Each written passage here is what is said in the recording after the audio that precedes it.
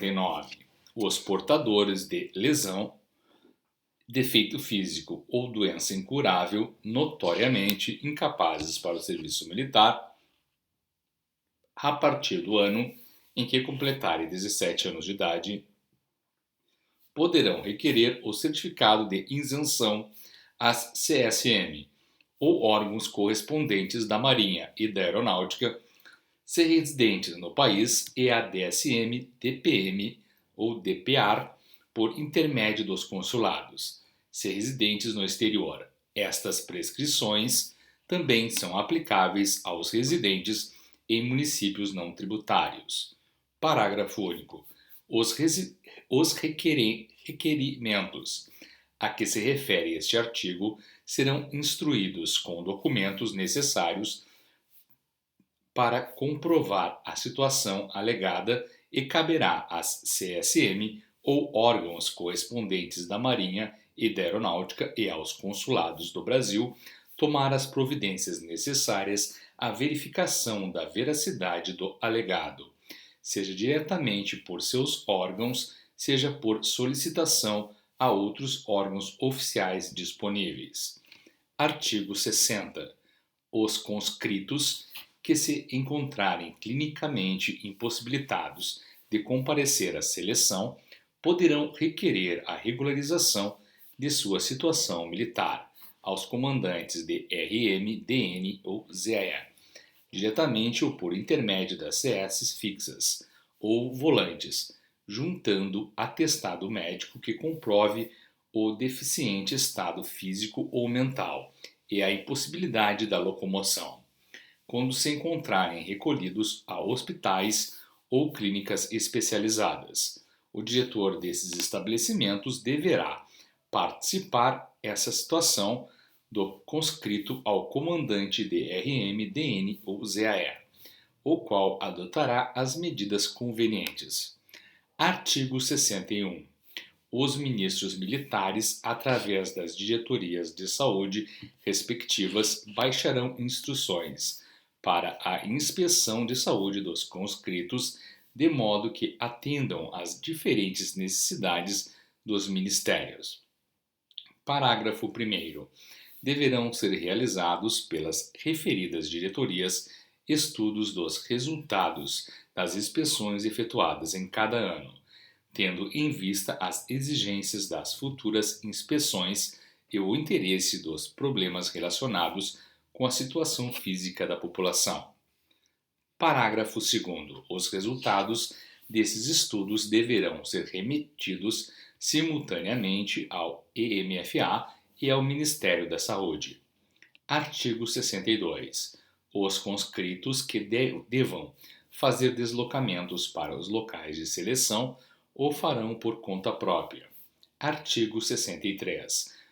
Colaborarão na seleção anual do contingente mediante solicitação dos comandantes de RM, DN e ZAE os serviços médicos de entidades federais e mediante anuência ou acordo prévio, os mesmos serviços de órgãos estaduais e municipais, bem como de entidades autárquicas de economia mista e particulares, com a finalidade de utilização dos processos mais adequados nas inspeções de saúde. Artigo 64. A seleção para a matrícula nos órgãos de formação de reserva será realizada nas épocas fixadas para a seleção da classe a ser convocada, de acordo com o estabelecido nos planos de convocação e nos regulamentos dos respectivos órgãos. Parágrafo 1º. Nessa seleção serão obedecidas, no que forem aplicáveis, as prescrições gerais estabelecidas neste regulamento. Parágrafo 2º. As CS para matrícula nos tiros de guerra poderão ser constituídas pelo diretor do tiro, pelo delegado do serviço militar ou pelo instrutor de tiro de guerra e por um médico local designado pelo comandante da RM, de acordo com a legislação vigente. Capítulo 9. Da convocação e da distribuição do contingente. Artigo 65. serão convocados anualmente para prestar o serviço militar inicial nas Forças Armadas os brasileiros pertencentes a uma única classe, bem como os abrangidos pelo parágrafo único do artigo 111 deste regulamento. Artigo 66.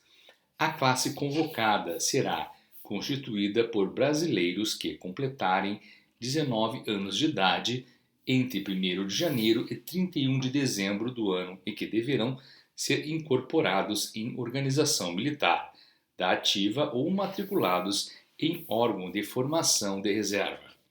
Parágrafo 1º. Por organização militar, entende-se os corpos de tropa, repartições, estabelecimentos, navios, bases navais ou aéreas e qualquer unidade tática ou administrativa que faça parte do todo orgânico do Exército, da Marinha ou da Aeronáutica. Parágrafo 2º. Órgãos de formação de reserva é a denominação genérica dada aos órgãos de formação de oficiais graduados e soldados ou marinheiros para a reserva. Parágrafo 3º. As subunidades, quadros com a finalidade de formar soldados ou marinheiros especialistas e graduados de fileira e especialistas destinados não só à ativa como à reserva, são consideradas, conforme o caso, como organização militar da ativa ou órgão de formação de reserva. Artigo 67. A convocação para o serviço militar inicial será regulada anualmente pelo Plano Geral de Convocação, elaborado pelo EMFA, com participação dos Ministérios Militares, no qual se especificarão: 1. Classe a ser convocada. 2. Épocas para a seleção e para incorporação ou matrícula dos convocados. 3. Prazos de apresentação. 4. Tributação dos municípios de acordo com o disposto no artigo 35, 36 e 37 deste regulamento. 5. Distribuição dos contingentes segundo as necessidades dos ministérios militares. 6. Outras prescrições necessárias. Parágrafo 1º. O Plano Geral de Convocação para o Serviço Militar Inicial deverá ser expedido até 30 de novembro do ano anterior em que a classe a ser convocada completar 18 anos de idade. Para isso, os ministros militares encaminharão as suas propostas ao EMFA até o dia 30 de setembro do mesmo ano. Parágrafo 2º. A tributação dos municípios deverá constar de anexo ao Plano Geral de Convocação, para fins de distribuição aos ministérios interessados. Artigo 68. A distribuição dos contingentes dependerá: inciso 1. Dos quadros de efetivos a preencher, levando-se em consideração os claros abertos pelo licenciamento dos incorporados e por outros motivos. 2. Das necessidades e possibilidades de matrícula nos órgãos de formação de reserva. Parágrafo único. Caberá ao Exército, em princípio, a responsabilidade geral do recrutamento para o serviço militar inicial dos residentes nos municípios sedes das suas organizações militares da ativa e dos seus órgãos de formação de reserva, ou próximos daquelas organizações e desses órgãos de formação. As necessidades da Marinha e da Aeronáutica, quanto aos residentes nesses municípios, serão atendidas pelas propostas de tributação de que trata o artigo 35 e objetivadas nos termos do artigo 71, ambos desse regulamento. Artigo 69. Terão destino preferencial na distribuição os que, na época da seleção da classe 1 para o Exército, a. exercerem profissões ou tiverem aptidões de interesse especial, b. exercerem profissões compreendidas no número 5 do artigo 105 do presente regulamento, e não estiverem preferenciados para a Marinha ou para a Aeronáutica. 2. Para a Marinha. A linha A. tiverem 1 ano de exercício nas profissões para o qual se matricularam nas capitanias dos portos, suas delegacias ou agências. P. Tiverem exercido por 1 ano atividades técnico-profissionais em bases fábricas, centros de construção ou reparo naval, estaleiros, diques, carreiras, oficinas ou terminais marítimos, bem como os que estiverem matriculados há mais de 1 ano em escola técnico-profissionais concernentes às atividades navais. A linha C, como escoteiro do mar, tiverem pelo menos 3 anos de atividade escoteira. A linha D, os que contarem pelo menos 1 ano de serviço em atividades de fotogrametria e cartografia náutica em estabelecimentos navais, ou, a linha E, estiverem inscritos em associações de pesca submarina registradas nas capitanias dos portos e que contarem pelo menos 3 anos de atividade regular nessas associações. 3. Para a aeronáutica, a linha A, estiverem matriculados nas escolas técnicas de aviação. A linha B, estiverem matriculados nas escolas de pilotagem das associações de voo, das empresas de aviação comercial, dos aeroclubes e os que forem possuidores de habilitação como piloto de avião. A linha C, estiverem ao escoteirismo aéreo ou praticarem voo à vela.